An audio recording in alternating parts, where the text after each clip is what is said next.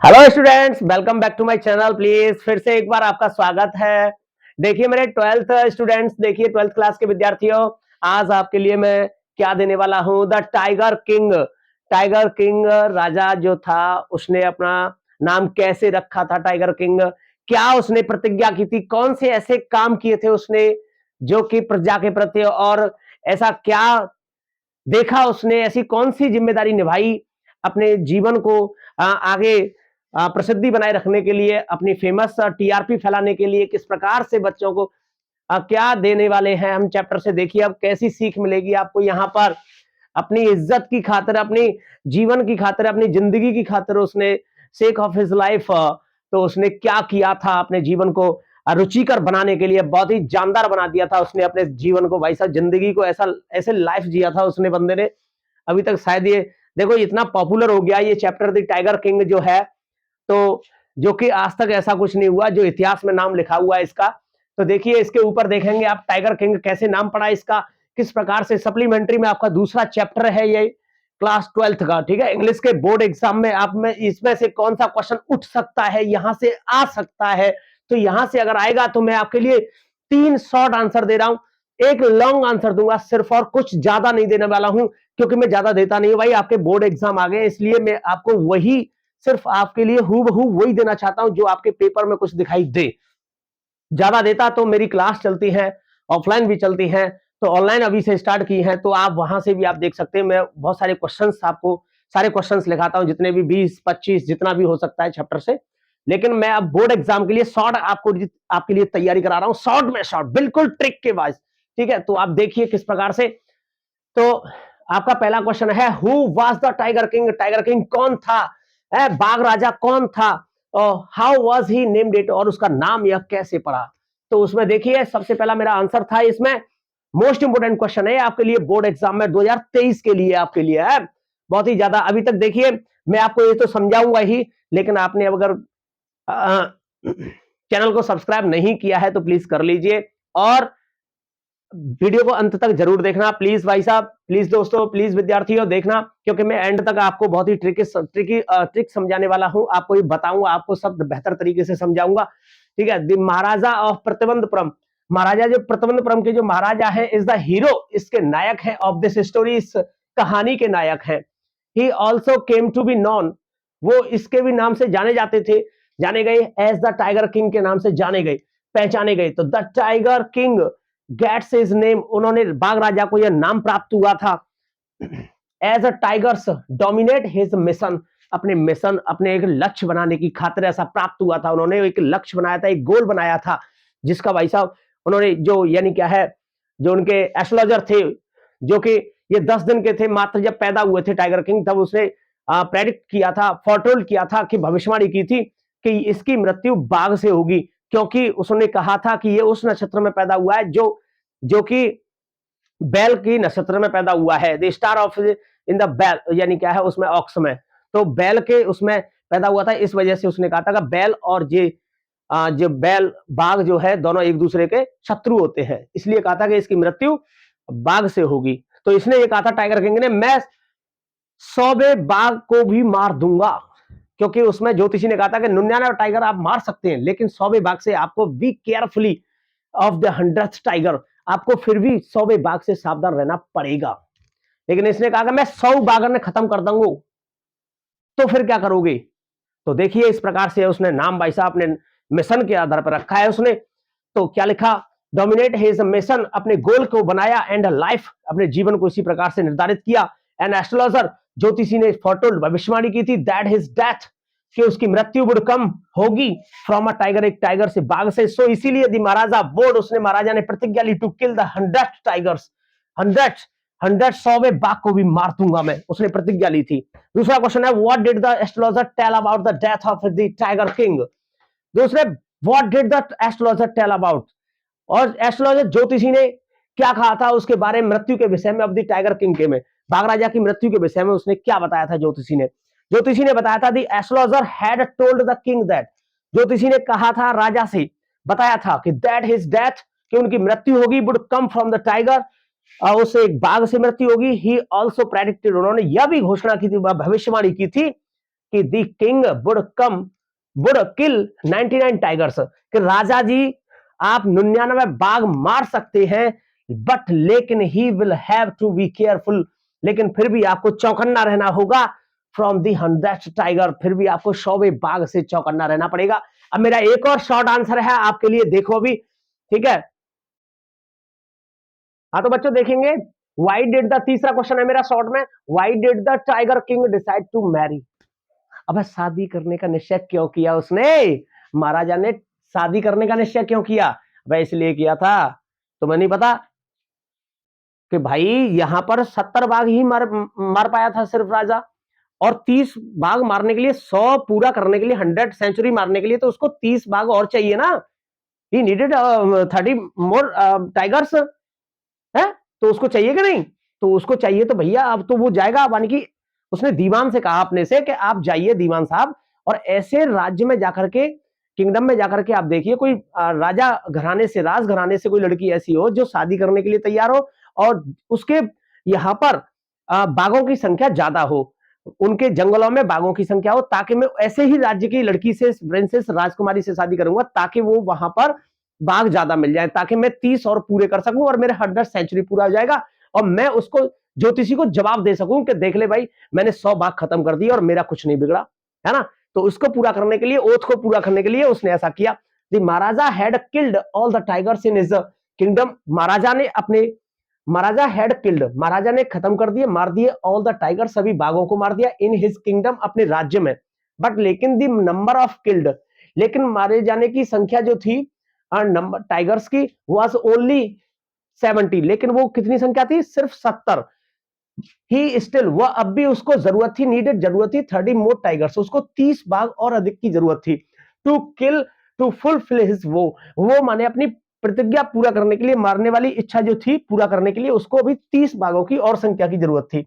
सो इसीलिए he decided, उसने निश्चय किया टू मैरी, शादी करने का, दी प्रिंसेस, राजकुमारी से, फ्रॉम द किंगडम, किसी ऐसे राज्य से, विच, जहां पर, जिसमें had a large number of tiger population, जहां पर इस बाघों की संख्या एक विशाल पैमाने पर हो, ठीक है, क्योंकि वो जब भी जाता था ससुराल में तो 5-6 बाघ हर बार मार करके आ जाता था, तो उसने इस प्रकार से 100 बाघ पूरे किए थे। 100वां बाघ जो मारा था ना, तो जो जंगल में लाया गया था बाघ, तो उसको क्या किया था उन्होंने, उसने जैसे ही उसको शूट किया तो गोली मिस हो गई थी, लेकिन महाराजा को यह बात नहीं पता थी। उसने क्या किया, ऐसा किया था कि अपने जो उसके जो नौकर थे, उन्होंने कह दिया कि आप इसको जुलूस में, प्रशासन में होते हुए आप वहां लेके आइए महल में, क्योंकि उसने 99 बाघों की जो स्किन थी, खाल थी, वो उसने दीवारों पर टांग रखी थी ज्योतिषी को दिखाने के लिए, ठीक है। तो अब वो उसके बाद में उसको लाते हैं, तो जैसे ही उसके पास जाते हैं जो उसके नौकर थे, ठीक है, जो राजघराने के जो सेवक थे, वहां पर जो सेवा करते थे नौकर, क्योंकि वो भी तो राजा के साथ में शिकार पर निकले थे, तो उसने जाकर के देखा तो उसको होश आ गया था बाघ को, लास्ट वाला जो 100 टाइगर था, तो मानी अरे ये तो राजा को बताएंगे तो ये तो हमारी तो जान चली जाएगी, हमें मार देगा या नौकरी से निकाल देगा। तो उन्होंने क्या किया, खुद ने एक थोड़ी सी दूरी पर जाकर के शूट कर दिया, लेकिन राजा को कोई नहीं बताएगा कि ये हमने मारा है। तो वो जाकर के उस जुलूस में ले जाते हैं, तो उससे जाके कहता है कि यानी हमने इसको मार दिया। तो अब ज्योतिषी के पास में खबर पहुंचाई जाती है, तो वहां पर जब देखा जाता है तो उन्होंने 100वें बाघ को यानी क्या है, और उसने बताने के लिए बताया, तो ज्योतिषी के पास में पहुंचा दिया, रिपोर्ट पहुंचा दिया। तो उसने जब ठीक है, तो वहां पे आकर के अपने बच्चे का बर्थडे मनाता है ये राजा, ठीक है। तो उसके बाद में जब बर्थडे मनाता है तो एक लकड़ी का बाग लेके जाता है, लकड़ी का बाग था, उस पर चोवा टाइप के कुछ कील टाइप की लगी हुई थी लकड़ी की, ठीक है, और जो शार्प थी, काफी शार्प हो रखी थी, तो उसमें से बच्चे के साथ में खेलते खेलते उसके हाथ में छुप जाती है, तो लकड़ी के बाग से उसकी मृत्यु हो गई थी, सेप्टिक फैल करके उसका ऑपरेशन करना पड़ा, उसका हाथ काटना पड़ा, लेकिन अंततः बाघ राजा की मृत्यु हो गई। तो उसके इस प्रकार से थी उसकी कहानी, ठीक है। तो मेरा अब लॉन्ग क्वेश्चन है आपकी स्क्रीन पर, तो देखिए, तो ये मेरा अब लॉन्ग है आपके लिए, है जैसा कि व्हाट वाज द वो, प्रतिज्ञा क्या थी ऑफ द महाराजा, महाराजा की, हाउ डिड ही फुलफिल, उसने किस प्रकार से पूरा किया इट, इसको, and what dangers did he face, और किस प्रकार के यानी क्या है उसने खतरों का सामना किया। तो आप इसमें अब देखिए, मैंने काफी बार बता दिया, पूरी कहानी जैसी बता दी थी, कि the astrologer had told the king, ज्योतिषी ने राजा को बताया था कि दैट हिज डेथ, कि उनकी मृत्यु would come from a tiger, कि उनकी मृत्यु एक बाघ से होगी, ये तो मैं बता ही चुका हूं आपको, ठीक है। And he should be specially worry, उनको चौकन्ना रहना चाहिए, ऑफ द 100th टाइगर, उनको 100वें बाघ से चौकन्ना रहना चाहिए, सावधान रहना चाहिए। सो इसीलिए he decided to kill 100th tiger, इसलिए उन्होंने 100वें बाघ को मारने का प्रण ले लिया, निश्चय कर लिया। ही वुड, उन्होंने प्रतिज्ञा की, ही दैट की he would attend to all other matters, कि वो अन्य मामलों में दखलबाजी जब देंगे तो ओनली आफ्टर किलिंग 100 टाइगर्स, जब वे 100 बाघ मारने के पश्चात और दूसरे कामों पर ध्यान देंगे। पहले उस काम को खत्म करेंगे, उसके बाद भैया राजकाज को देखा जाएगा। पहले ये कह दिया उन्होंने सभा में, सभा जोड़ करके, ठीक है। इनिशियली, शुरुआत में, the king seemed well set to realise his ambition, सबसे पहले राजा को यह प्रतीत हुआ कि अच्छी भली बात, यह रियलाइज हुआ कि हिज एम्बिशन, अपनी महत्वाकांक्षा को, अपने लक्ष्य को, अभिलाषा को। देन, तब सम डेंजर्स, कुछ खतरे, क्रॉप्ड अप, कुछ सामने भी आए, बहुत सारे इकट्ठे हुए, सामने हुए, और उन्होंने सामना भी किया उन खतरों का, ठीक है। और उसके बाद देयर वाज टाइम, एक बार ऐसा समय था कि व्हेन द बुलेट मिस्ड, कभी कभार तो ऐसा भी हो जाता था कि गोली उस निशाने को चूक जाती थी, जैसा कि मैंने आपको थोड़ी देर पहले ही बताया, है ना। इट्स मार्क, अपने उसे मार्क से चूक जाती थी।